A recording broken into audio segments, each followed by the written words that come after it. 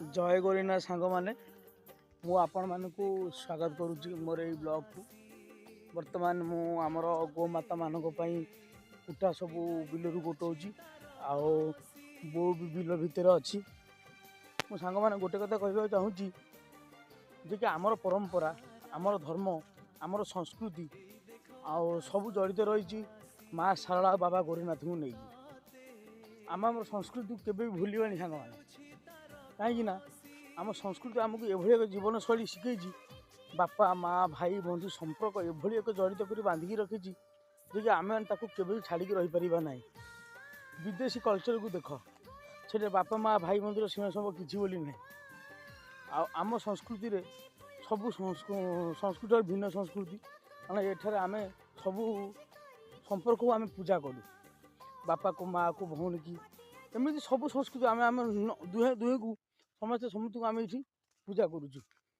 अन्य को संस्कृति किसी ना जहाँ आम संस्कृति अच्छी आती संस्कृति को बजाय रखु। आम ओडिया परंपरा आम ओडिशार आम जगतसिंहपुर माटीर परंपरा को बजाय रखु कहना सी परंपरा को बजाय रखिले दुनिया आगू जापर सब कल्चर को आम धरीपर। पुराना दिन कथा गुड़ मन पड़गला आज बहुत खुशी लगे जे से दिन एमती थिला।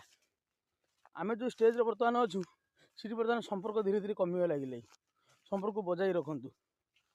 देख बर्तमान मु बिले अच्छी देखु बडी भोर बर्तमान 7:10 देख बिले देख बर्तमान बो बिले अच्छी देख कुटा कुटू जो बर्तमान नहीं जी गोमाता मान गो सेवा कर गो सेवा छड़ा अलग किसी ना। गो सेवा एकमात्र मार्ग। जय माँ शारला जय बाबा गोरखनाथ। जो मैंने भी आम ओडिशार भाई भौणी मैंने होते ओडिशार संस्कृति को भल पाउे दयाकोरी भिडियोटी को शेयर करेंगे लाइक करेंगे आउ चैनल टी सब्सक्राइब करेंगे। जय गोरखनाथ।